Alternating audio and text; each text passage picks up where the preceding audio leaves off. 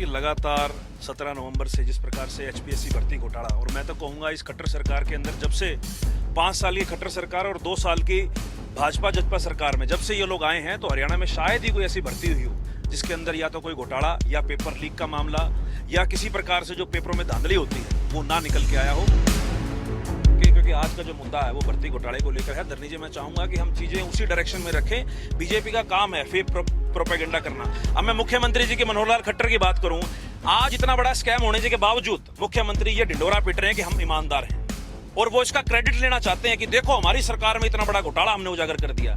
अरे आपका सिस्टम भ्रष्ट है, आपके सिस्टम में खामियां हैं, इसीलिए तो ये उजागर हुआ है। और अगर इतने ही मुख्यमंत्री पाक साफ हैं तो आपके माध्यम से मैं कहना चाहूंगा मुख्यमंत्री को, अगर आप अपने आप को ईमानदार की छवि कहते हो तो आप सीबीआई या हाईकोर्ट के सिटिंग जज की जांच से क्यों भाग रहे हो? अगर मुख्यमंत्री जी जांच से भाग रहे हैं तो कहीं ना कहीं उनकी भूमिका पर भी सवाल खड़े हो।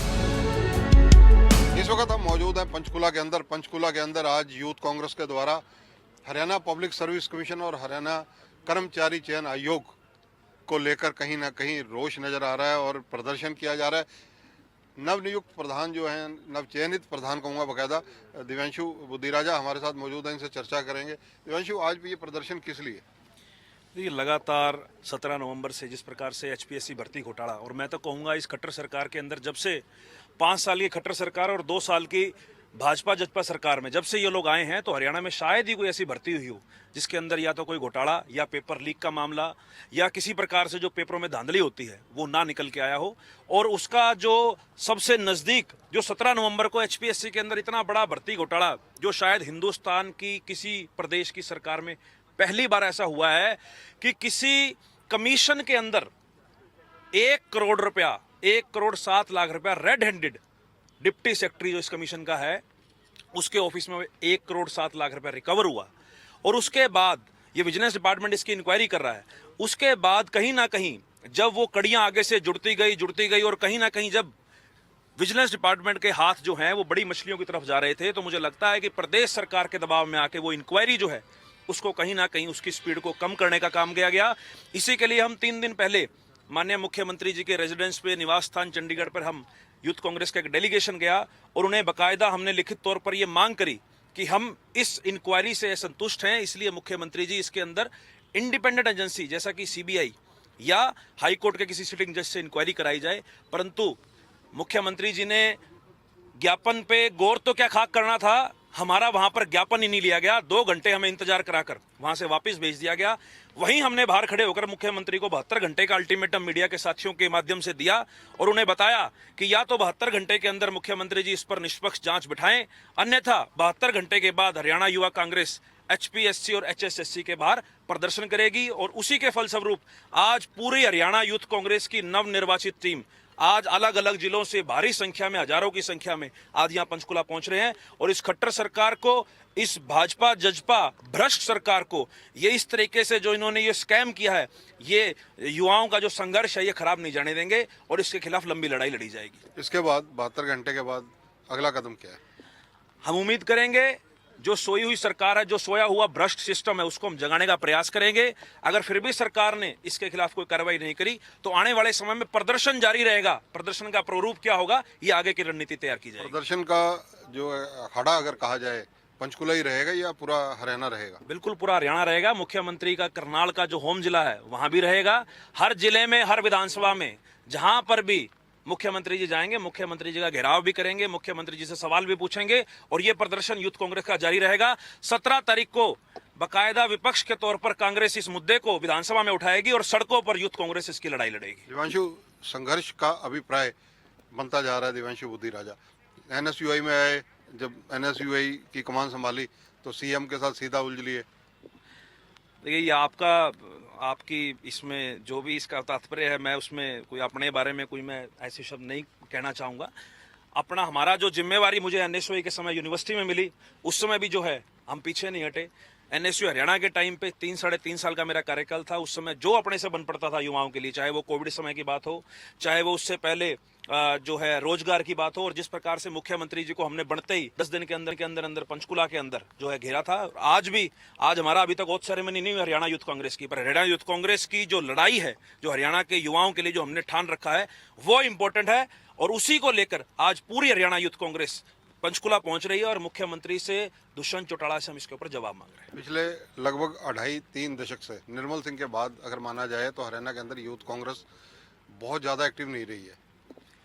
देखिए, मैं इसके ऊपर टिप्पणी नहीं करूंगा। यूथ कांग्रेस के पीछे जो अध्यक्ष रहे हैं, हमारे सम्मानित साथी हैं, हमारे बड़े हैं, और सभी ने अपने जो है प्रयास करे हैं यूथ कांग्रेस को और लोगों की आवाज उठाने की। पर मैं ये आपके चैनल के माध्यम से हरियाणा के एक एक युवा को ये आपके माध्यम से संदेश देना चाहता हूं कि आने वाले समय में हरियाणा यूथ कांग्रेस आप सभी के साथ खड़ी है। कोई साथी अपने आप को अकेला मत समझे।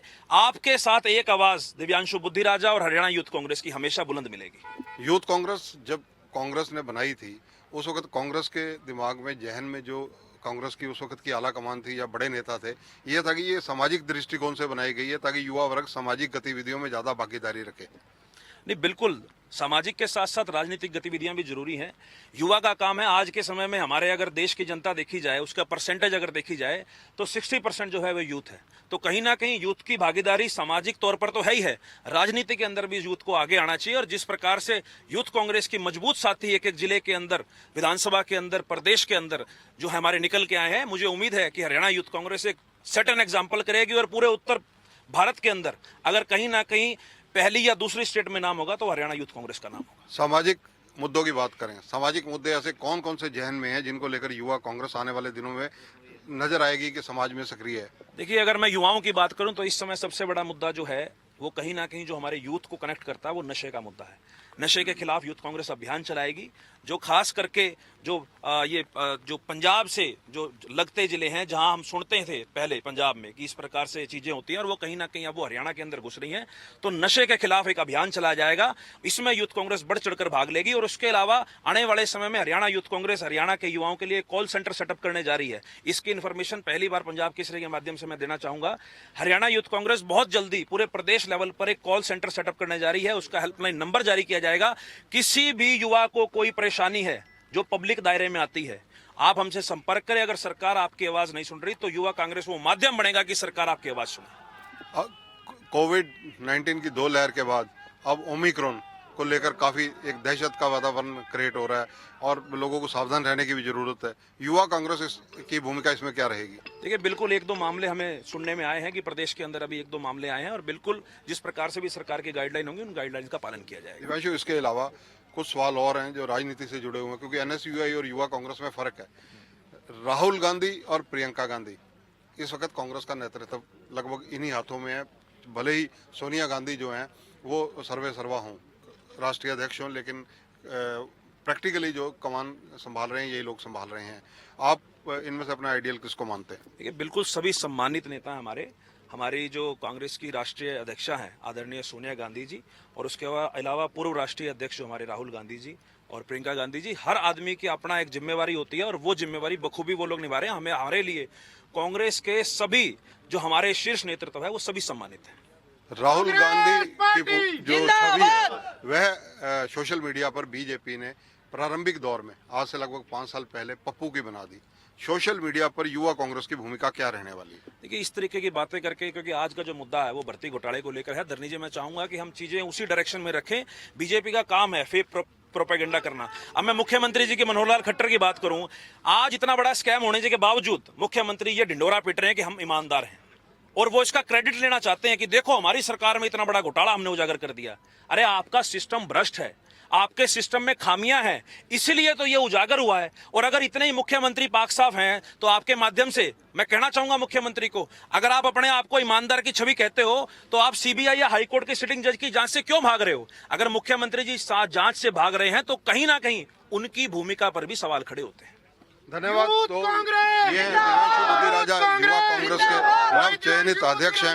इनका कहना है कि आने वाले दिनों में इस मुद्दे को लेकर सड़कों पर युवा कांग्रेस उतरेगी तथा पूरे हरियाणा के अंदर इस मामले को लेकर सड़कों पर एक तरह से प्रदर्शन भी होगा और घेराव भी होंगे। कैमरामैन संजय सिंह के साथ चंद्रशेखर धरनी, पंजाब केसरी टीवी, चंडीगढ़। हमसे जुड़े रहने के लिए हमारे YouTube चैनल को सब्सक्राइब करें और नई वीडियो की नोटिफिकेशन के लिए बेल आइकॉन को दबाएं। अगर आप ये वीडियो Facebook पर देख रहे हैं तो लाइक जरूर करें और ज्यादा से ज्यादा शेयर करें। धन्यवाद।